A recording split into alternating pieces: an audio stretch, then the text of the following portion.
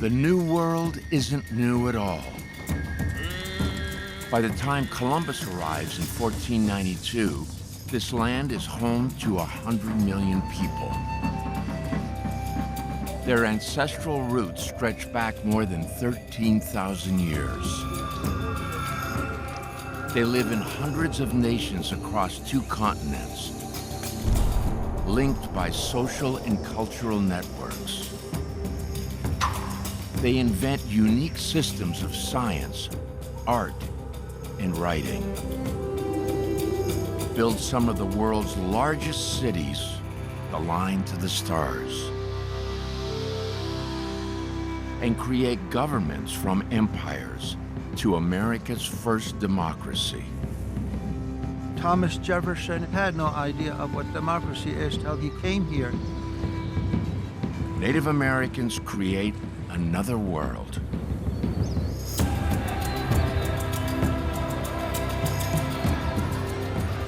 Then, the Europeans arrive. They tried their best to annihilate us completely. Native Americans face a deadly crusade to wipe them out.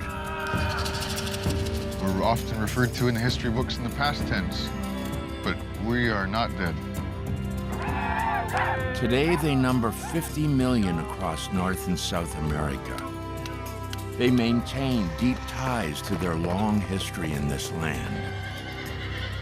I can't walk these same lands and be here where my people were without trying to acknowledge their existence.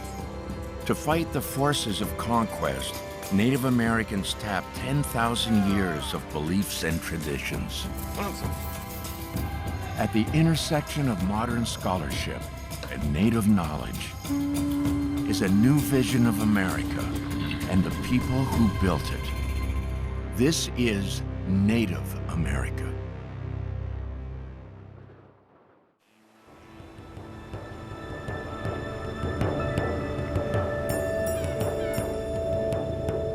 If you have enemies hunting you down, the Rio Grande Gorge, west of Taos, New Mexico, is the ideal place to hide.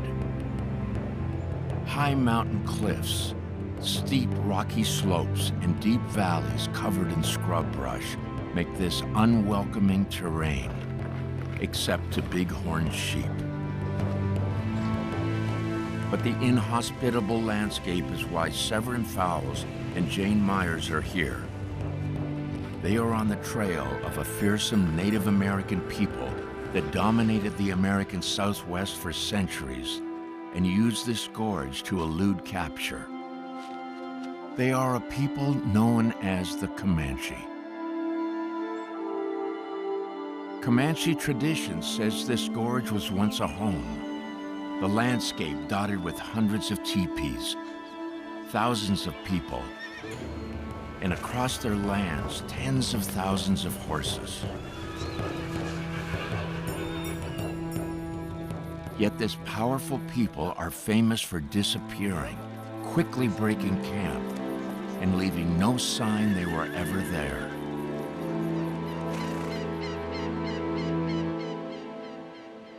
For so many decades, archaeologists have walked over this landscape and actually never found any evidence of the Comanche on the ground. Well, the Comanches, by having the horse, it made them so mobile.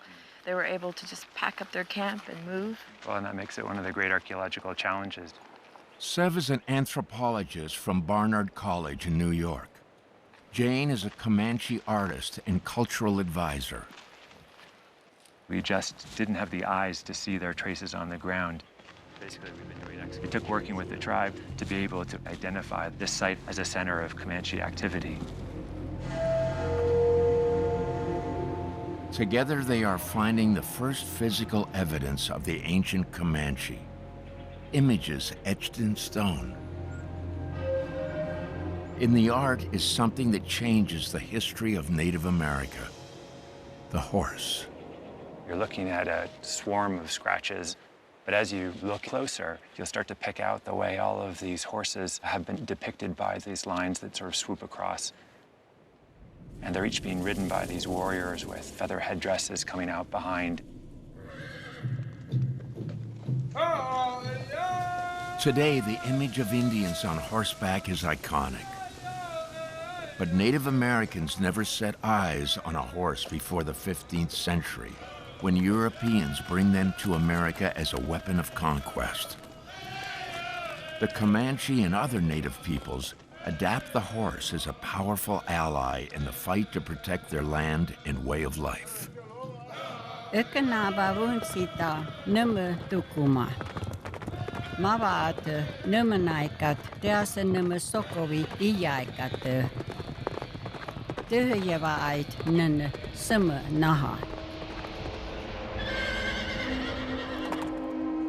This rock art tells a story. This is commemorating an event, a very successful horse raid.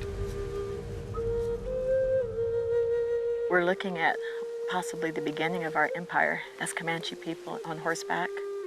It's just amazing. The panel is just one of hundreds found in this gorge, created by Jane's ancestors. These images in Comanche oral history are rewriting the story of Native America in the wake of European colonialism. With the horse, the Comanche transformed themselves from small wandering bands on foot to a mighty mobile nation.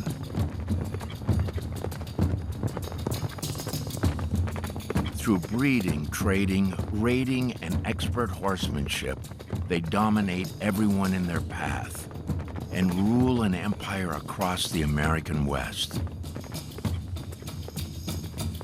The Comanche didn't merely seek to put up with colonialism. They wanted to do more than just survive. They wanted to expand, they wanted to grow, they wanted to innovate, they wanted to build a new world. And the Comanche are not alone. From the mountains in Peru to the forests of California to the plains of the Southwest, Native peoples fight and survive. In the face of genocidal warfare and devastating disease, how do the Comanche and other Native Americans keep their beliefs and people alive?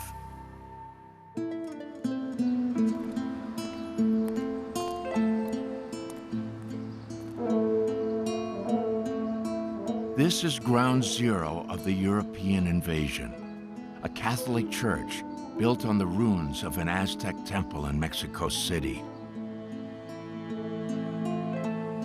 David Carrasco, a Mexican-American historian of religion at Harvard Divinity School, is on the very spot where in 1521, Spanish conquistadors slaughtered 40,000 native warriors, and the last Aztec emperor surrenders. It is the end of nearly a century of Aztec rule. The Spanish force Aztec workers to destroy their own temple and with its stones construct the church in its place. Spaniards knew that the site itself was sacred, and therefore they wanted to build their church on the same site. This church marks the military defeat of the Aztecs, but it is also the place where the battle for people's souls begins. When the Spaniards came to Mexico, what they really wanted was spiritual conquest. They wanted to get inside of the Aztec mind and replace their own way of thinking with the Spanish European Catholic way of thinking. Yet today, these dancers and millions of Mexicans celebrate the clash and fusion of these two cultures. Aztec beliefs do survive, and the fight to keep them alive starts here, with powerful symbolic acts of resistance. Builders take a stone with the face of an Aztec god from their temple and embed it into the church. The masons who constructed that church reutilized Aztec stones in the very foundation and walls as a way of saying, yes, we may be becoming Christians, but we're Christians of another sort, and we still believe in and worship our gods. But there is no place for other gods or native ideas for the European invaders. A year after contact, in 1493, the Vatican attacks the Americas with the doctrine of discovery, proclaiming Europeans can take native lands and kill or enslave so-called savages if they don't convert to Catholicism. The Spanish pillage gold and riches for themselves, their monarchs, and the church, and set out to eradicate thousands of years of native beliefs. This was the place where Spaniards set up a school in order to train the surviving children of the indigenous nobles into education of European style. A Spanish priest, Friar Bernardino de Sahagún, takes a unique approach. He believes the way to destroy Aztec belief is to first understand it. He recruits native artists to write and illustrate an encyclopedia of Aztec culture. His intention is to help priests convert natives, but the natives have a different agenda. Today, the manuscript is a world away in Italy. It's called the Florentine Codex. It's 4,000 pages, perfectly handwritten. 2,000 and more images, dearly painted. And it has kept its secrets secret until very recently. For art historian Diana Magaloni, the 12 volumes of the Codex offer a unique first-hand account of Aztec history and culture. It is a voice that is never heard. It is not our interpretation of the indigenous people. It is their voices, their thoughts on history, and their point of view. The native authors chronicle the Spanish invasion. In 1519, Spanish soldiers bring 11 ships, 500 men and 13 horses to Mexico. They plant the cross and embark on a campaign of conquest for God and country. The native authors write in Spanish on the left. On the right, they use their own language, Nahuatl. When Diana compares the two accounts, she discovers the Nahuatl tells a very different story. The native Nahuatl records in gory detail a massacre of unarmed Aztecs by Spanish soldiers. Castiltecame calahque panteo ithualco, huan quinyahualohque mistotiani. Quinminque masewalme ica tepostopili, huan quinhuitehque ica espadas. Tlaalawa tlalchi pampa eso, estli ameshquiquen atl. The authors present a sanitized version of the story in Spanish, but in their native language they secretly chronicle the bloody details. There's subversion in the Florentine Codex, a very intellectual and potent subversion against colonialism. The Aztec artists use their own language to preserve their history and subvert the mission of the Church and Europeans by chronicling the savagery of the conquerors.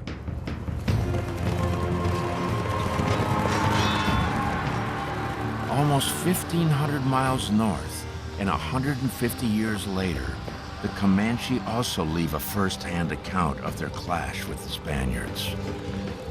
Etched in stone in the Rio Grande Gorge. Each panel depicts a scene as if from a movie. A Comanche tracker follows buffalo to a watering hole. Warriors defend their village in an action-packed battle. There's even a classic closing shot. A Comanche rides off into the sunset. So the panel we're heading to is right over here. The stories come alive by deciphering the details. Sev and Jane join archaeologist Lindsay Montgomery, who is of Muskogee Creek heritage. There is so much detail that the authors are putting into the panel, and every detail helps us kind of tell the story a little bit better. In this battle scene, the faint lines identify the fighters. I'm tracing the lines of what looks like the really distinctive style of headdress with eagle feathers coming up the top. It's a style worn by the Comanche. So what we get here is this great battle picture with pedestrian warriors confronting a new kind of enemy, a mounted warrior from somewhere else. The Comanche are on foot, but the new enemy is on horseback. He has what looks to be a kind of metal helmet. And then also his hand is on his hip, which is a real kind of power stance that Native people use to depict a foreigner. And then what gives us a timestamp for this panel is what looks to be a gun. The gun is a common European musket carried by a conquistador. We're seeing the first encounter between the Spanish here, the Comanche, and the horse. The rock art may memorialize a pivotal moment in history. A battle in which the Comanche seized the horse.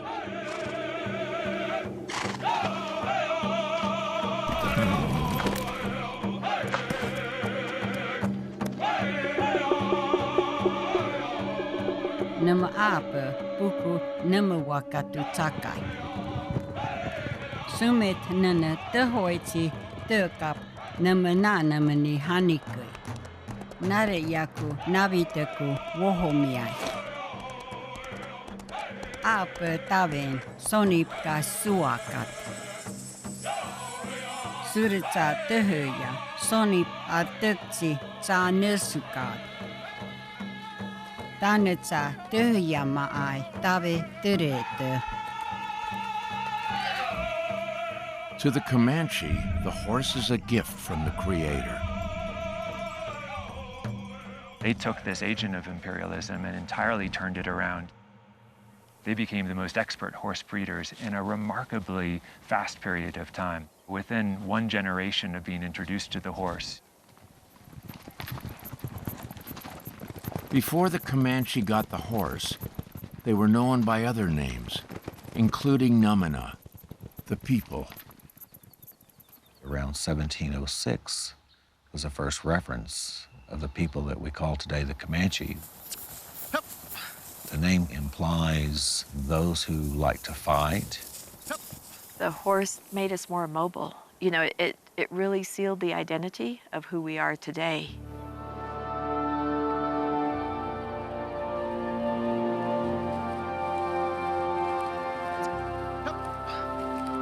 The Comanche's connection to the horse continues over generations with descendants like Morgan Tosi, just outside Lawton, Oklahoma. Get in the pen. We're about the same. Two animals come together, humans and horses. Just learn to get along with each other, work with each other, and help each other out. To the Tosi family, riding horses is a multi-generational affair.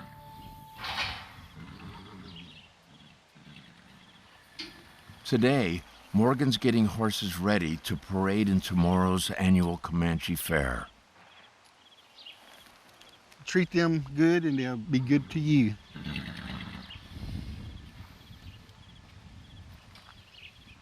We'll breathe in their nose. They know us from here, get used to us, and they smell us. They know who we are.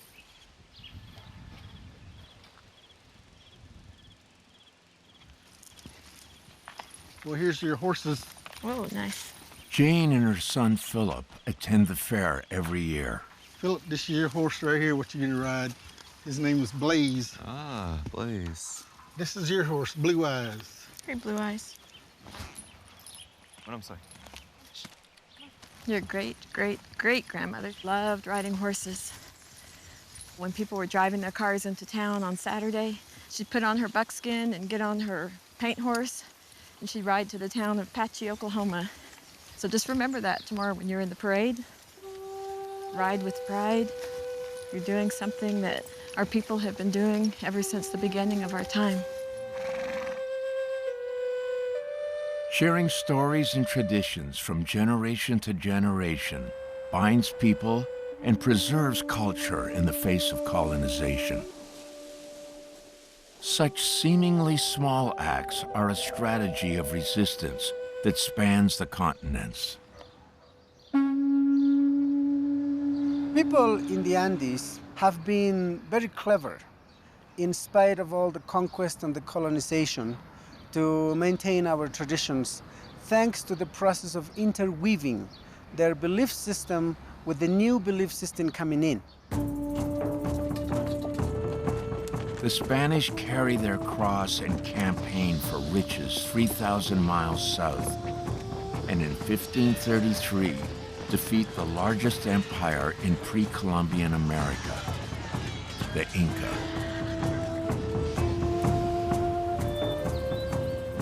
But high in the Andes, the conquistadors' quest to wipe out indigenous beliefs fails.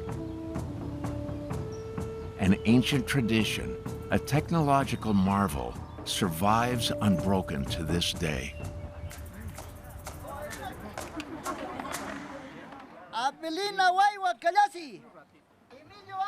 Here in Queshuachaca, 700 people from 4 villages gather to build a suspension bridge made entirely from grass.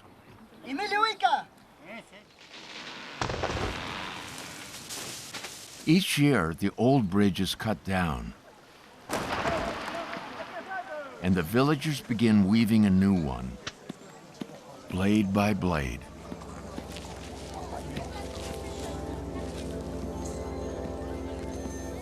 The villagers speak Quechua, once the language of the Inca Empire, and still spoken today by over 8 million people.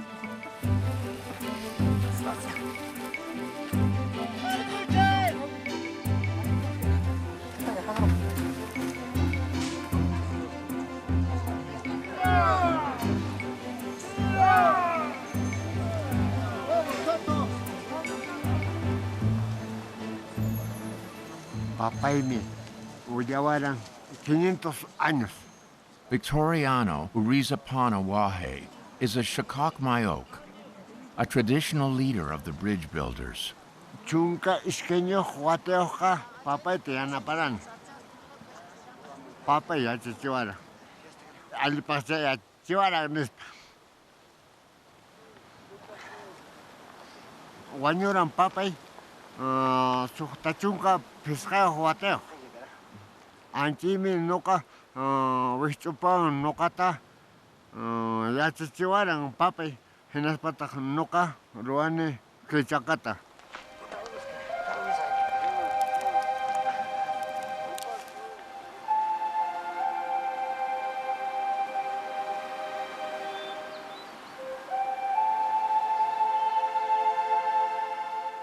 The 3-day ceremony literally bridges the past to the present. The Inca traditions, the Inca knowledge has never disappeared. It's still alive, and it's not a spirituality, it's not a religion, it's a way of life that we are still living in this way in all of our communities. Passing knowledge forward from generation to generation is a powerful weapon against colonization.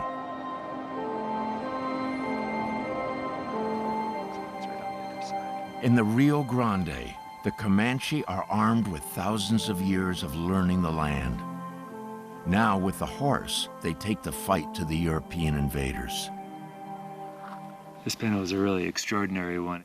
What we're looking at are a whole array of armored horses. You can see the warriors here with the war bonnet flowing. Right. The one thing that we haven't been able to understand There's a sort of unusual figure over here that seems to be a kind of shield bearer standing erect. Sev is hoping Jane can shed light on a mystery. Among all these horses, why is one warrior standing?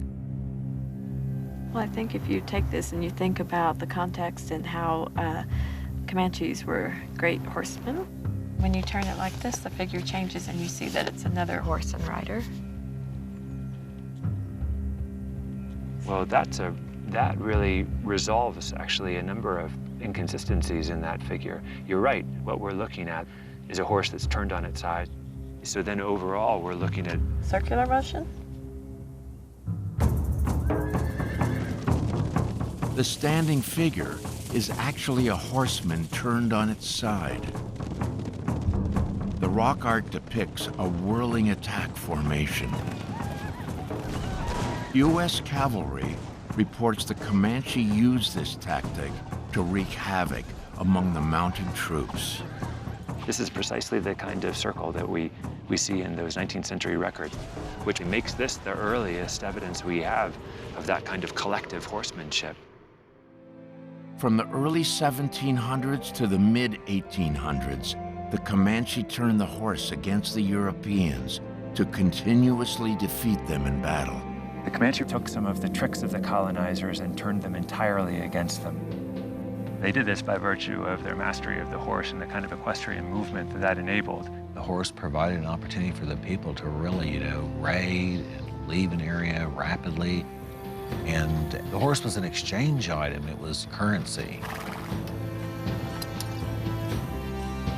The Comanche transformed the horse from a weapon of European conquest into the foundation of their own military and economic power. If anyone needed a horse, they had to buy it from the Comanche. They were moving over vast territories to engage in a complicated economy that moved horses, captives, guns throughout the colonial world. In the mid-19th century, 300 years after contact, and for 75 years after the formation of the United States, the Comanche carry out raids nearly as far as Canada and Mexico City. They rule an empire from the Rio Grande into Oklahoma and from eastern Texas to the Rockies. They earn the title Lords of the Plains. American Indians are always portrayed as kind of this simple race of people. But when you think about the fact that the Comanches controlled a vast empire, controlling other tribes and other nations, even European nations, that kind of puts it in a different light. This is what Jimmy was looking at. Yet today, etchings on the rock are some of the only physical evidence of their vast empire. A lot of these squiggly lines. The Comanche weren't interested in building monuments. They were interested in commanding routes of movement. And we see this in the rock art. This is imagery that is really about the gestural movement over the rock. They're moving lightly over the rock as they moved lightly over the land. The Comanche style of art, with its quick light gestures, mirrors the way they live on the land. And like the Comanche, the Aztec artists also find a unique way to encode their beliefs in the pages of the Florentine Codex. Color. Diana Magaloni investigates the scene of the death of Moctezuma, the emperor who first meets the Spanish. He was not a human being, he was a god, and his cape was made out of turquoise and the feathers of hummingbirds. They used Maya blue, this beautiful color that is bright and powerful and the color of the Caribbean water. But when they kill him, his cape has lost the Maya blue, the power. He is as dark as the dark waters. He is dead, and with his death, his being God is lost. The absence of Maya blue evokes the physical death of Moctezuma as man and spiritual death as a god. But there is more to the color than meets the eye. Through chemical analysis, Deanna finds this blue is highly unusual. 16th century painters in Europe make paint with easily accessible inorganic materials like minerals. But the Aztec artists create their paint, like blue, from living things: orchid stems, parasitic insects, and extracts of Brazil wood. What they are doing in their paintings is actually using paints that have power. They were actually creating images that had an energy in themselves. There are over 1,000 images in brilliant color in the Codex, but in the final volume, there are only 3. The death of Moctezuma is one of them. The reason why is found in their account of the fall of the Aztec capital in 1521. Tlaolinki kokolistli wan xoyauki pan masewalme. Kinixtlapacho nanauatl pan ininchayak, inintzontekon, ininchichiwal. Yeka miakin mihke. Ayok uelke nehnemise, san motekatinemiaya pan tlapechtli. European invaders bring a weapon more lethal than guns and horses. They bring disease. Smallpox, influenza, bubonic plague, malaria, and many more to which Native Americans had never been exposed. Disease spreads quickly, and within 200 years, 90% of America's indigenous people die. The population plummets from 100 million to less than 10 million. It is among the largest population losses in history, as high as World War I and II combined. And as the Codex writers document how their ancestors succumbed to disease in 1521, they are struck by another deadly pestilence. While they were doing these books, in 1576, there is this pestilence.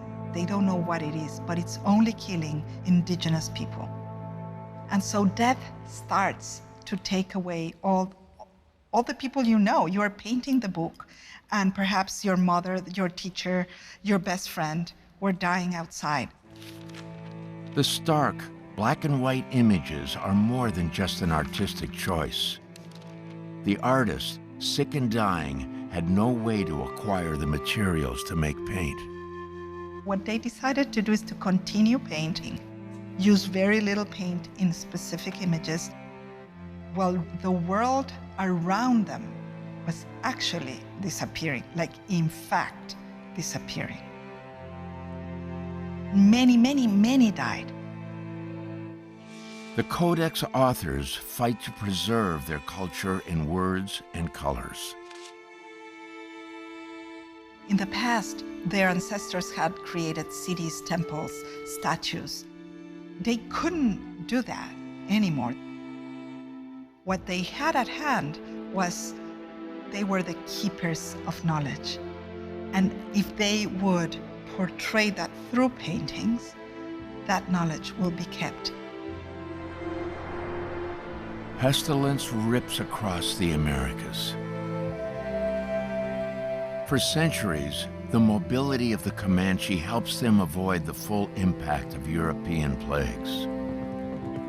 Then in 1875, the U.S. Army finishes what disease began. They strike at the heart of Comanche power and identity, their horses.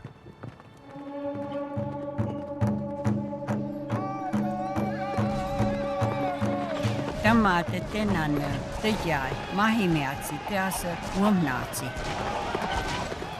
Sura eksapana nämä töhöjä nämä nämänäinä supanaina. Sooti nämä töhöjä himaina, töhöjä ojoko uri kuotkui. Sitten työ pöhöpti pahaavi.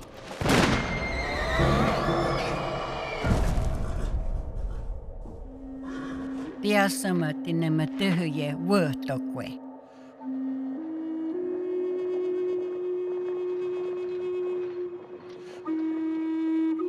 After U.S. troops slaughter the Comanche herd, Quanah Parker, the last free Comanche chief, surrenders.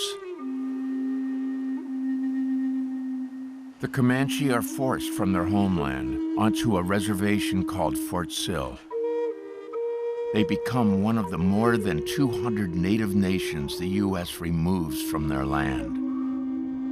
The original peoples of the Americas go from living freely across nearly 2 billion acres of the continental U.S. into just 50 million acres of reservations. Nearly 98% of their territory is taken from them. That same conquest mentality exists to this day. Sacred lands continue to be taken from native people for oil, water, and minerals. As recently as 2005, the U.S. Supreme Court cited the 15th century Vatican's doctrine of discovery to deny land rights of the Haudenosaunee, the people who created the first democracy in America. For them to use that in the court of justice, to us, is exactly what justice isn't. They really tried their best to annihilate us completely. But guess what? We're still here. And we haven't lost those values and those understandings that are so ancient. Native Americans survived devastating disease and a concerted effort to kill them off. How do they maintain their communities in the face of this historical trauma?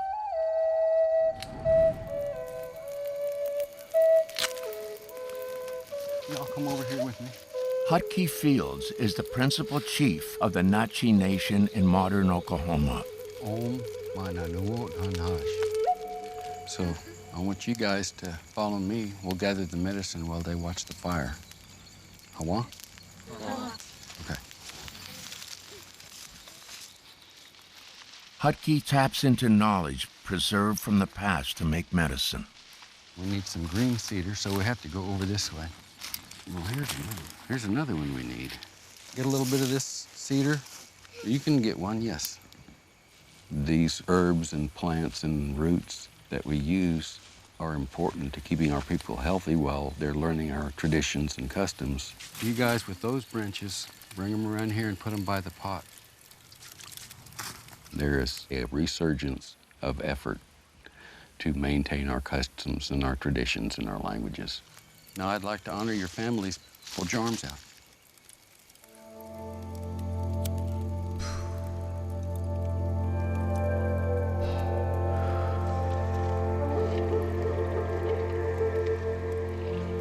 I'm going to offer prayer and cleansing medicine so that these kids can continue their interest in their native spirituality.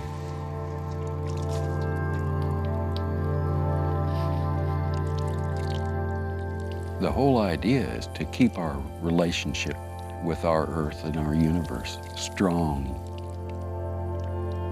If you've been doing it that way for 19,000 years, you ought to continue it. Ancient medicine-making traditions are healing the Nachi Nation. Other tribes are reviving ancient practices to heal not just themselves, but also the land.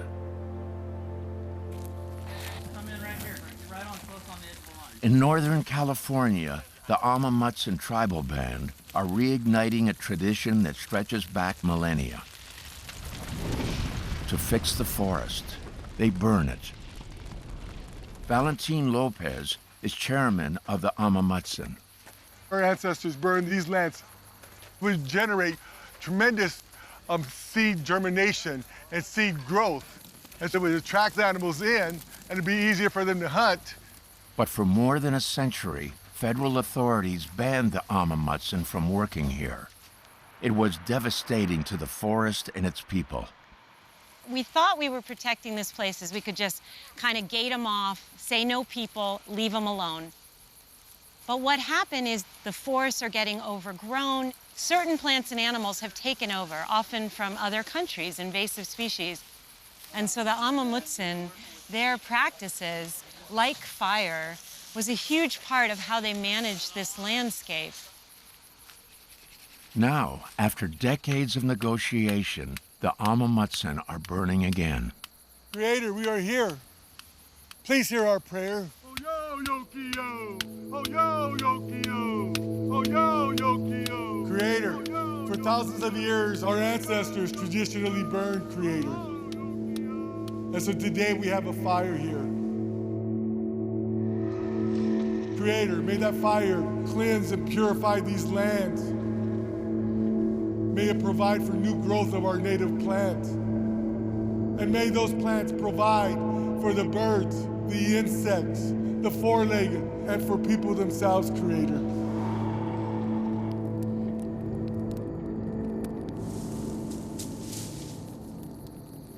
Got a nice, good, controlled ground fire. You just have to keep your eyes on some of those. California firefighters manage the fire, building what they call a controlled burn. If you can just maybe give it a blast real quick, please. Right up top. There you go. What we've been learning is the way that Native American people were taking care of the land was actually a huge part of driving biodiversity. The fire keeps invasive species at bay.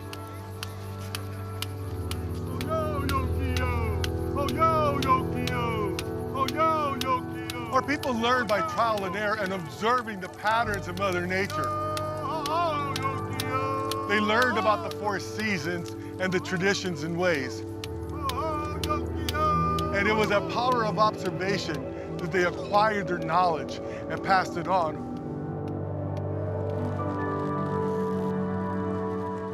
Fire is medicine for the land.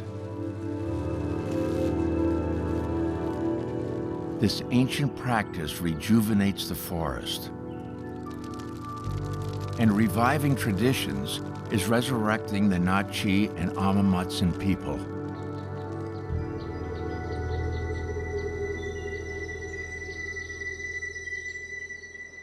Back in the Rio Grande Gorge, the Comanche are reconnecting with their ancestral land. Severin Fowles and Jane Myers believe they are in the landscape that forged the Comanche. Right over here. Now they may have the evidence to prove it. Teepees. This is a panel, one of many panels up here that's depicting teepees. And this is a really excellent example of that. We're looking at 2 giant, oversized teepees. Here we can see the strip of the base of the teepee down at the bottom, the poles of the interior rising up all the way to the top. The smoke flap is open, and then the teepee poles at the very top. Beautiful. We still use the 4-pole method that you see here. Oh, right up here. Yes, that's how we frame the teepees up. From an archaeological perspective, it feels like such a strong assertion of presence in this landscape. Seeing this place makes me see that my people were here. This was our land, probably overlooking the teepees and an encampment down below with horses. So it really makes me happy to see this. These images raise an incredible possibility. It's as if the artist was sitting here, looking out upon his horses, playing in the midst of a big teepee encampment, and then depicting that scene on the rock. Sev suspects the etchings depict a Comanche settlement below. There, Lindsay Montgomery finds stones arranged in circles. What we're finding here are teepee rings, and you can kind of walk around it and see all the stones that have been placed in this circle here, which would have been used to hold down the hide for the teepee. We've seen now a number of images of teepees scratched onto the rocks, but here we're now getting actual tangible evidence of those teepees on the ground. The stones reveal where teepees once stood. This is a lovely one. This is quite large, in fact. Yeah, it looks about 4 meters or so. And then you have the kind of entrance here. facing to the east. So would they have horses here? Yeah, so we would imagine horses being kept in the middle of the teepee encampment. Nice. Sev, Jane, and Lindsay have identified the first physical evidence of a Comanche encampment. For me, as a Comanche woman, this just completes me because all of my relatives were here. You know, they were here before us. They probably prayed for us and, you know, prayed that someday we would be here and our culture would continue. I can't walk these same lands and be here where my people were without trying to acknowledge them and acknowledge their existence. So I want to offer to the four directions what I carry with me always. It's a mixture of tobacco, which takes our prayers straight up to the Creator. It's a mixture of Indian perfume, which grows wild in our country. Thank you for praying for me. Thank you for praying for my children. Thank you for having the courage and the strength to go through everything that you did in order for us to exist and thrive as a people.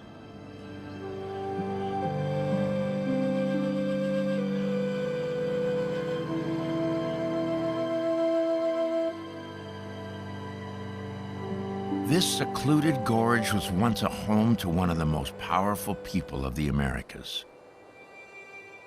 At their height, they roamed freely across the American Southwest, numbering 40,000 people and tens of thousands of horses.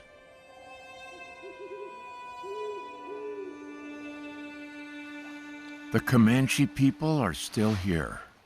Right there. Is that good? Half of their 15,000 members live around Lawton, Oklahoma. What was once a reservation is now the center of the Comanche Nation. Thousands gather here each year for the Comanche Nation Fair.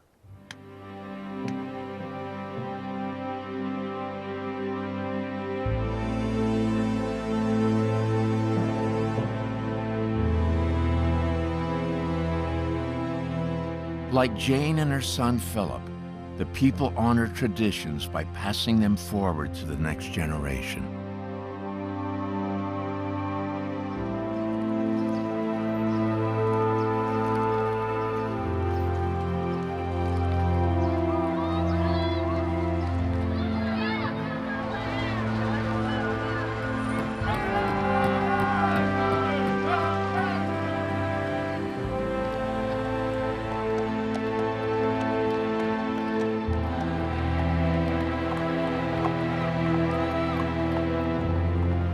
My grandmother's looking down and smiling, and all the things that she taught me, I've taught my children.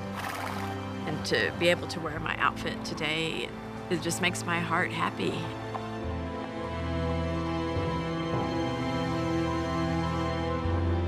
So I want people to see us and just think, oh my gosh, that person is Comanche. Those people, they're not historical, they're still alive today.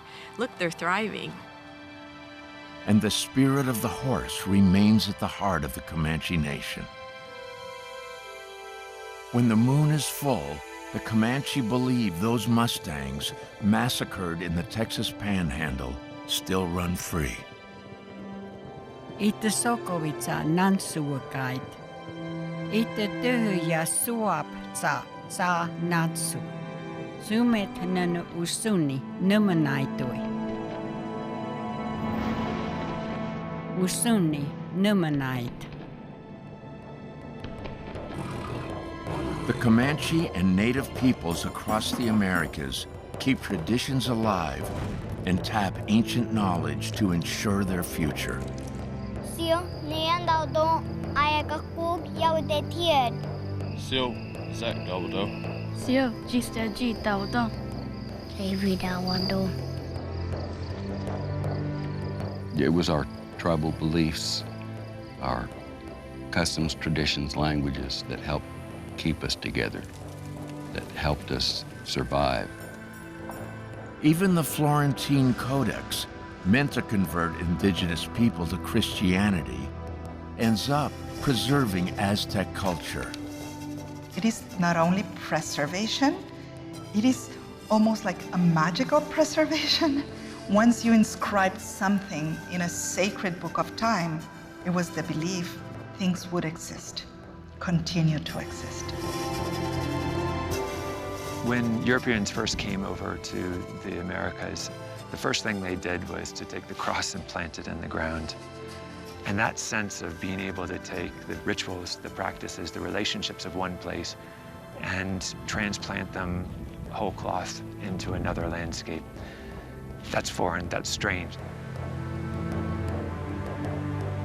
For Native peoples, when you move into a new landscape, you become a new type of person. You enter into a new kind of religious relationship with the land. The spirituality of our Inca ancestors lives in our way of life, in the way that we remember where we come from in order to have a stronger presence in this world.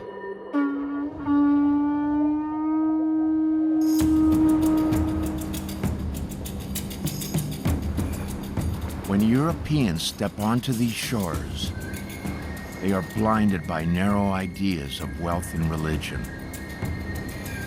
They don't see the richness and true value of Native America. Thousands of years of advanced knowledge built into cities aligned to the sun, moon, and stars. Experimental agriculture producing new foods, potatoes, corn, and more. Enough to feed 100 million people. And radical ideas about governments that serve the people that will later inspire the U.S. Constitution.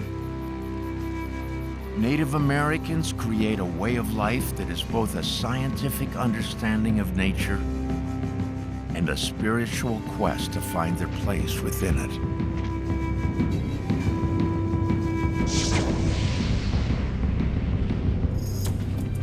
We were taught to live in balance with nature.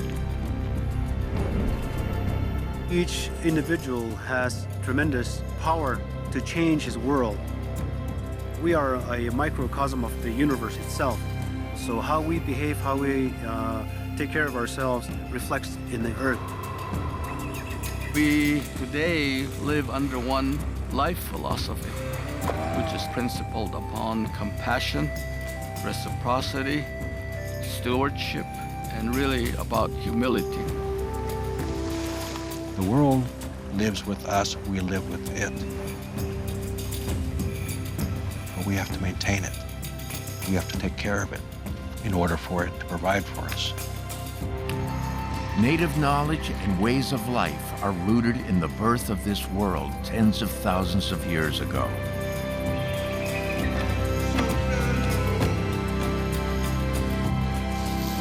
The ideas that built Native America are still here, alive in the land and the people.